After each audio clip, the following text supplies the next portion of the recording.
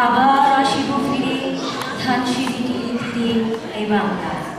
হয়তো মানুষ নয়, হয়তো বা সংকোচিত শালিকের দেশে, হয়তো ভোরের কাক হয়ে এ কার্তিকের নবান্নের দেশে।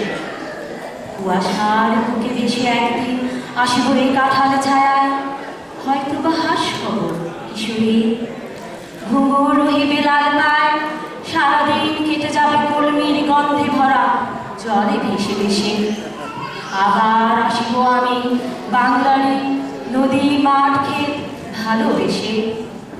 জলনীর ঢেউ ভেজা বাংলারই সবুজ করুণ ডাঙায়।